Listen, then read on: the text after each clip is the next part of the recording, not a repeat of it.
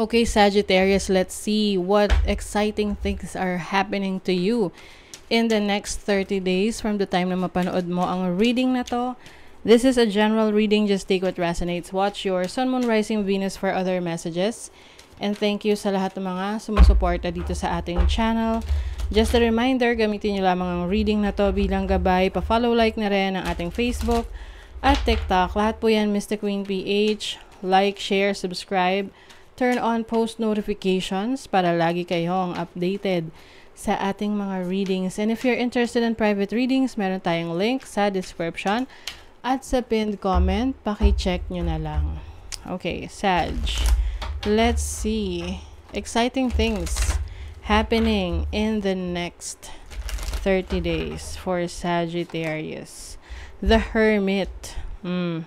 Pag ninilay-nilay sa inyong mga plano sa buhay or sa inyong situation ngayon, yung iba, maaring iiwas muna kayo sa ibang tao.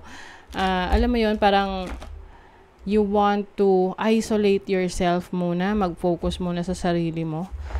Maaring maka-experience ka ng stress around you, kaya mas gusto mo munang mapag-isa.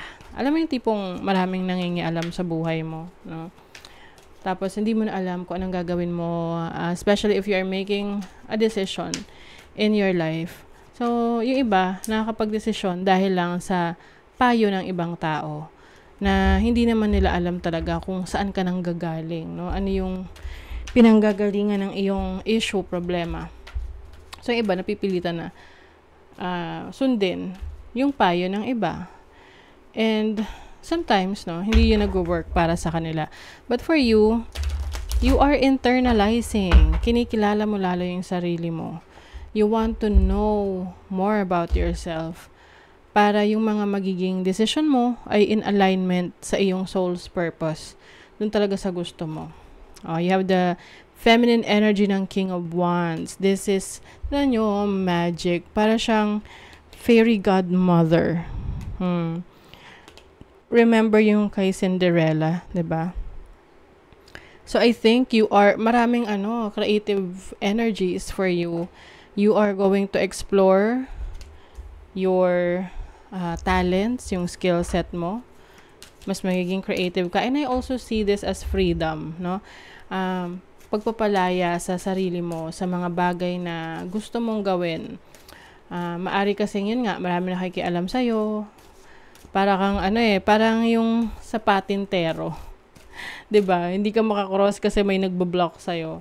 Ayaw kang padaanin. So, ngayon, nakakaisip ka ng diskarte para matapos mo yung laro na yon at makaalis ka na doon.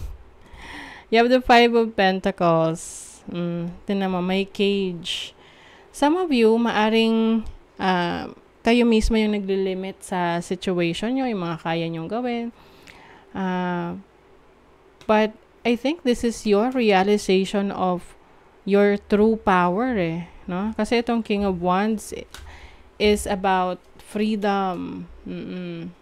And itong Five of Pentacles is like, nagfo-focus sa mga bagay na hindi nagwo-work. 'Di ba? Kung ano yung mga problema, no? Lalo na sa finances. But if you are going to be more creative, maaring marami ka pang pwedeng magawa. Marami ka pang pwedeng mabuo, no? Na kung saan pwede mo siyang i-monetize, no? Gamitin mo para mas mapaunlad mo yung sarili mo. Instead na nagpo-focus ako ano yung wala. Oo, for example, yung iba na wala ng work, no? Hindi lang sila magmumukmok dahil nawalan sila ng trabaho. Mag-iisip agad sila, no? Magmumuni-muni agad sila. Teka, bakit nga ba ako nawalan ng trabaho? Anong nangyari? Bakit ganon? And then after nun, i-acknowledge nila na syempre nakakalungkot yung ganong pangyayari.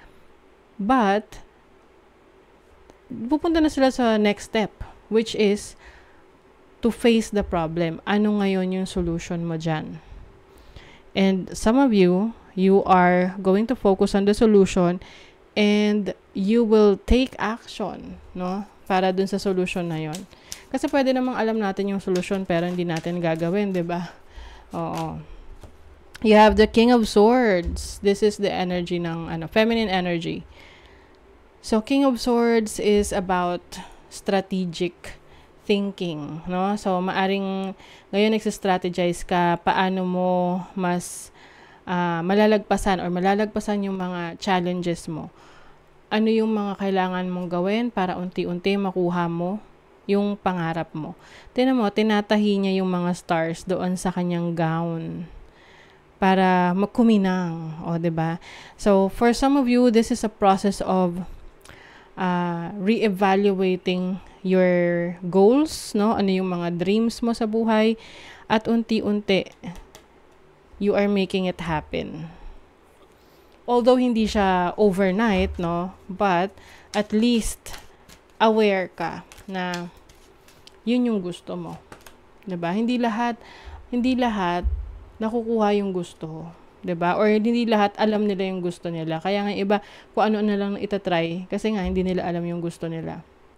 Wheel of Fortune, this is your destiny.